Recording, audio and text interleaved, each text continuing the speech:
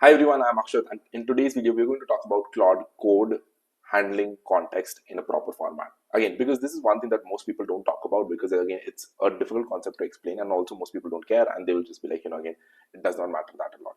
If you are someone who actually wants to become an expert, this is super important, and that's why I need to cover this in a completely separate video and talk about how to handle context, so that when you're building with Claude, you don't have to keep creating new sessions and start from scratch, and you can save so much amount of time. So let's get started. Now, let me first explain to you what I'm talking about. Right, again, here we have our VS Code. So what we're trying to do in our project is that we have a wealth management dashboard that we are trying to build as a full application. So we want to create a wealth manager which is powered by AI, where people can connect their accounts and we can use that. So with that said, let's come back here. Right now, if you see here, I have a couple of skills that are present. So we have a designer, we have an organized file skill, and we have our Claude Code instance here. Now, when you're talking about context, the one thing that most people forget, that context is everything that's happening in this particular conversation when I start talking to Claude. So for example, if I ask it to again, create me a new file for the feature list on the from.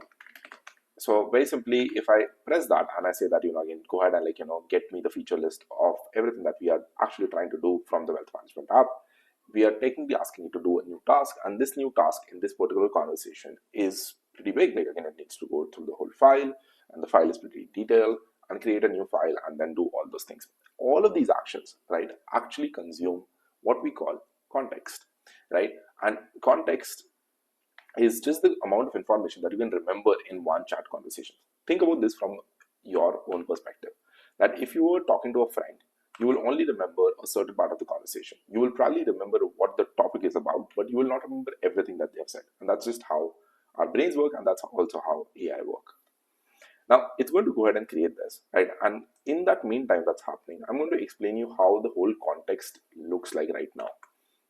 Now, as you can see, it has created a feature list which is present here, right? Again, which is clearly again, the feature list, multi-account management, data syncing, security, forms, and again, everything that needs to be done. And that's fine, right?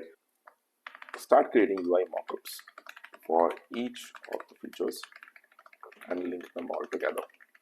So now I have the feature list, and I actually now want to start saying how does this look in as a UI, so that when we go in building, we can just ask it to build based on the UI that we like. But now I actually also want to give it an example of a UI. So now we have come to Dribble to actually search for a wealth management app, because I want to give it some reference also to refine the UI. So I like this design a lot. I don't think they have a mock-up of anything else other than the dashboard, other than the landing page itself. So I can still copy this as an image and see if I want to input this. So I'm going to take this. I'm probably going to ask again, maybe a dashboard like this. It looks pretty crypto-ish, but this is pretty good. Again, you've got some good elements running here, and I kind of like this. So I pasted the images as a reference, and we are just going to include them as design inspirations. And we are just going to ask it to edit everything automatically. Now, here is where Claude has a lot of information, right? So if you look at it here, it has started working on things. It has the access to images. It has access to our previous conversation where we created a feature list. It also has access to now skills, and has also loaded the front-end design skill, which is something part of my project which I have asked it to do to make sure that we have a clear skill here. Now, if you want to learn more about skills, there is going to be a video here that you can go ahead and check out. But let it complete this, and again, probably by that time we will come here. So now if you see here, right, again, it has created all the features, and it has also told that we can see all the features in our dashboard. So I'm going to come back to our browser here and refresh, and let's see what we have. So I don't think again it has created anything, because I'm clicking here, or do I click on another part to actually see the features? Because all I'm seeing is again, is just clicking, and there's no changes, and I don't even think so that it actually edited the file. So let's see, again, we have index.html, and I don't think it has added any features.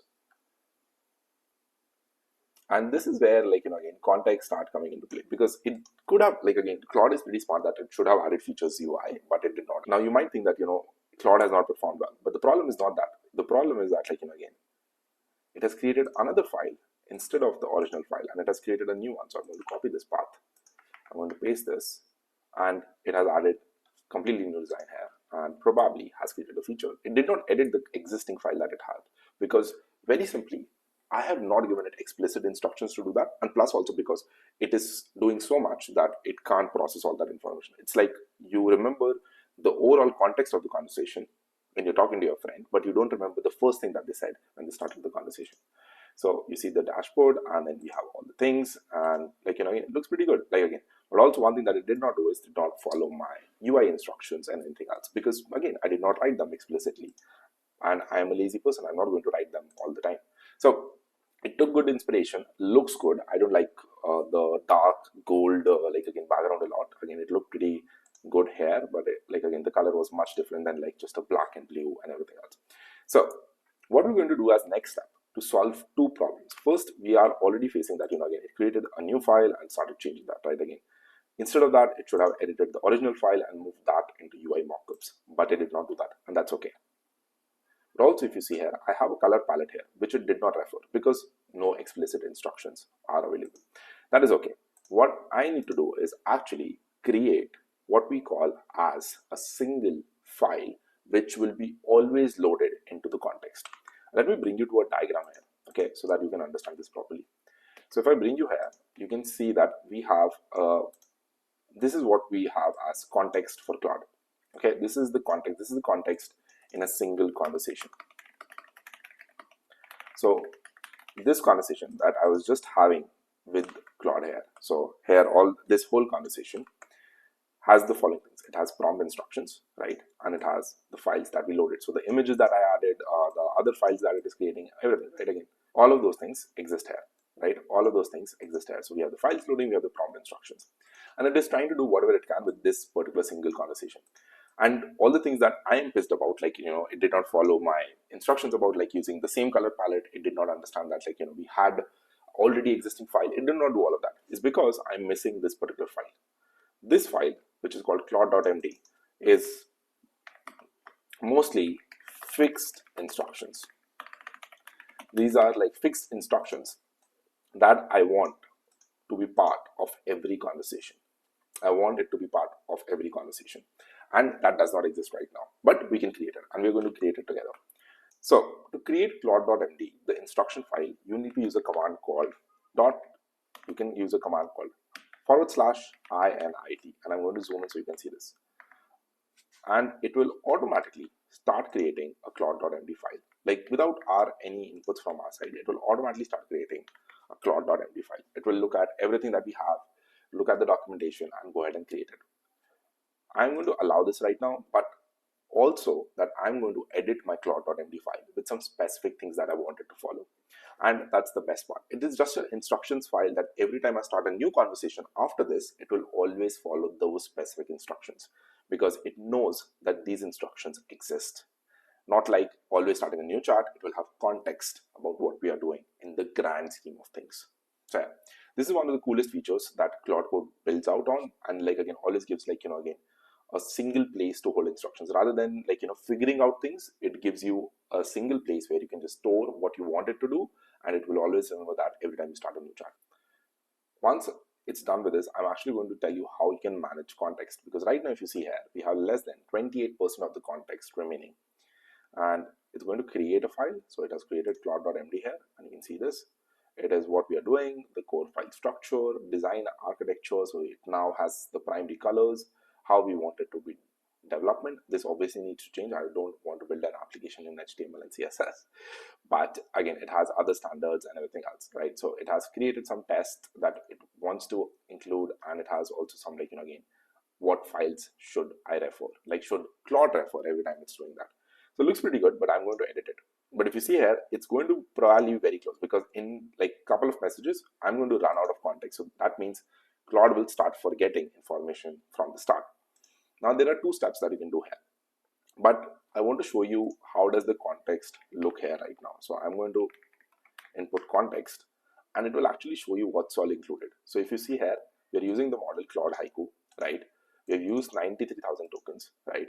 And which is again roughly looks at 47%, but because of other information that we all have to again go through, so it has other tokens of roughly tokens left by 72,000. That's all. So that's around again 30%-ish left, and then it also needs to keep some buffer for automatically compressing the information.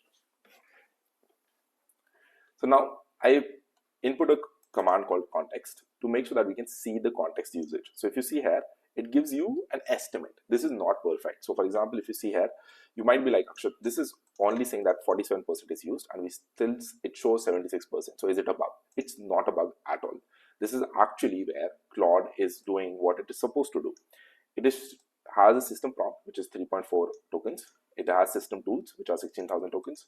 It has skills, which are pretty small because it just needs to use them when it is required. It has messages, right? And then it has free space of 72,000 tokens. And it needs to also technically account for a buffer, because as soon as we hit 100%, Claude will automatically compress the conversation. What will happen is that this whole thing that we created here, it will try to reduce this to this part. So it will try to reduce it into like 30,000 tokens.